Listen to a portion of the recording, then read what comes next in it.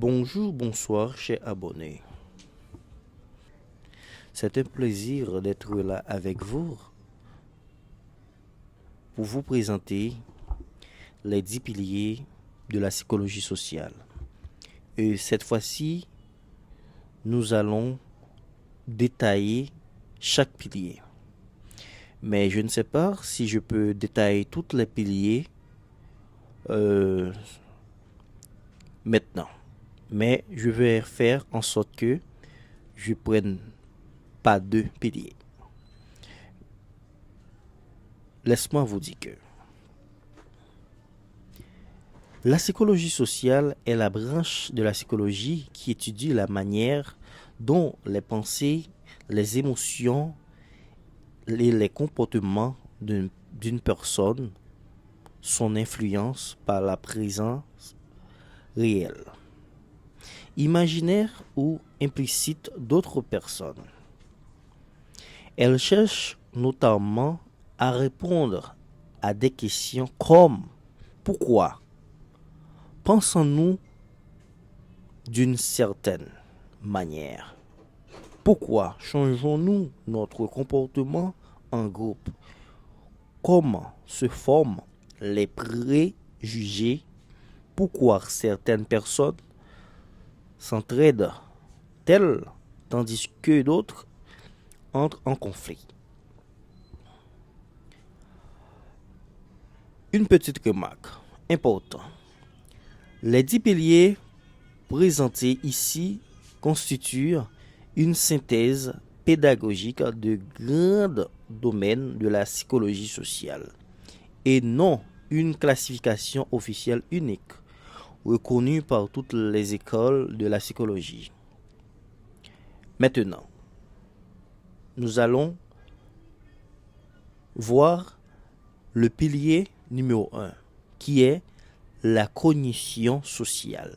La cognition sociale concerne la manière dont nous percevons, interprétons, mémorisons et évaluons les informations concernant les autres personnes et les situations sociales.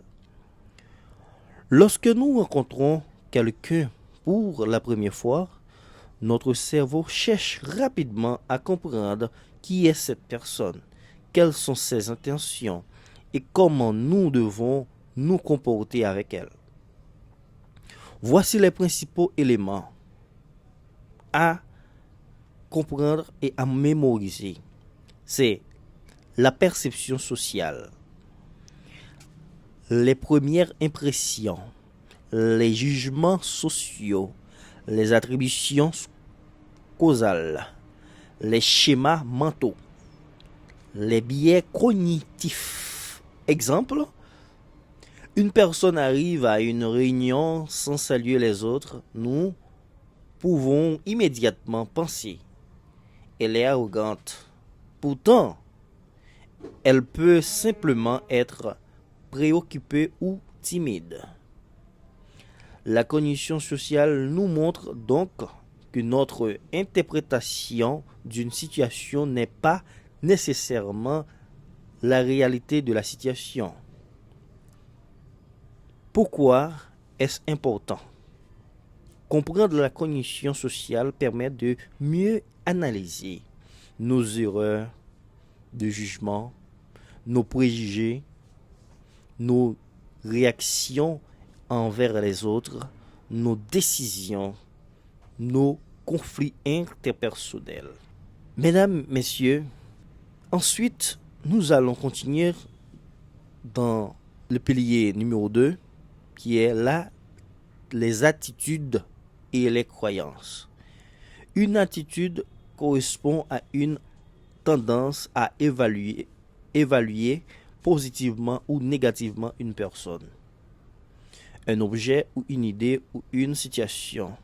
Nos attitudes influencent souvent notre comportement. Une situation peut comporter 3 dimensions. La première dimension cognitive, ce que nous pensons. La dimension numéro 2, c'est affective, ce que nous ressentons.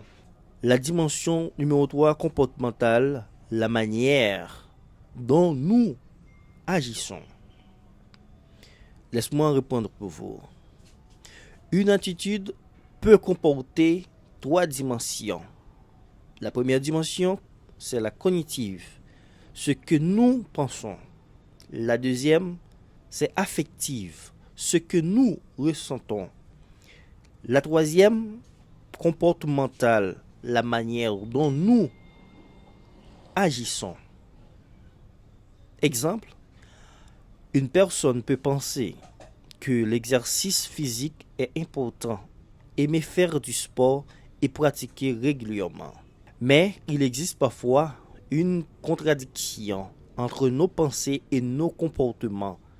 C'est notamment ce que la psychologie sociale étudie avec la dissonance cognitive. Pourquoi est-ce important?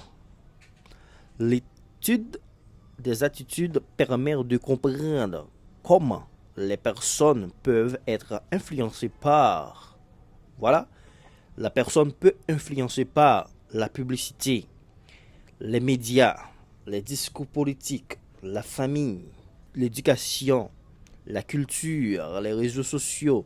Je vous reprends.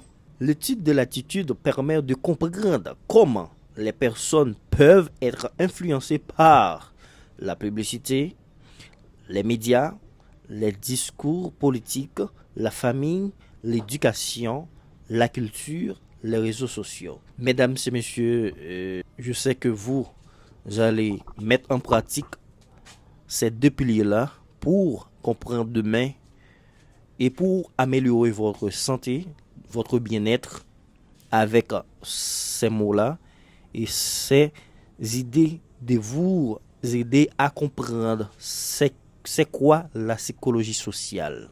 Demain, nous allons vous présenter les autres piliers de la psychologie sociale.